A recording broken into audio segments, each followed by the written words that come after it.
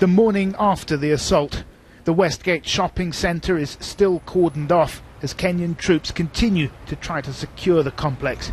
They're being cautious, there are still gunmen inside, and the building could be booby-trapped.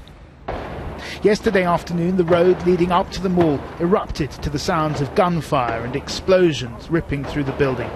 The fire burnt for hours afterwards as government forces tried to flush out the militants. But for the moment, this is still an ongoing security operation, and a humanitarian one too. The Red Cross has been providing counselling to the victims of the siege, many of them children, and they've been preparing for what horrors they may have to confront when this is finally over. They say at least 51 people may still be missing. I believe we're going to recover the bodies, or we're going to have the people alive. Whichever the way, they're human beings, they will be accounted for. But we think that 51 people may still be inside. Difficult question for me to answer. There's a likelihood, yes. If they are not in the hospitals, the only probable place could be inside that mall.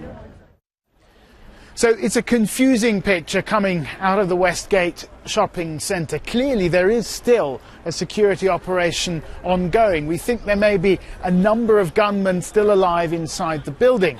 But attention is beginning to focus now on the identity of the attackers. An image has emerged that appears to show two of the gunmen inside the mall. The picture can't be independently verified, but Al-Shabaab, who claim to have carried out the attack, say it is genuine. The Kenyan authorities have been giving conflicting statements. Some say the attackers were all men, others that a British woman may have been involved. From the information that we have, 2 or 3 Americans, and I think so far I've heard of 1 Brit. And the Brit was a British-born woman? Woman. She's, I think, done this many times before. This crisis is slowly edging towards its conclusion, but as it does so, the death toll edges upwards. Mortuaries in the city are preparing to take in more bodies. It'll be some time before we know the full enormity of what happened at the Westgate shopping mall. Gabriel Gatehouse, BBC News in Nairobi.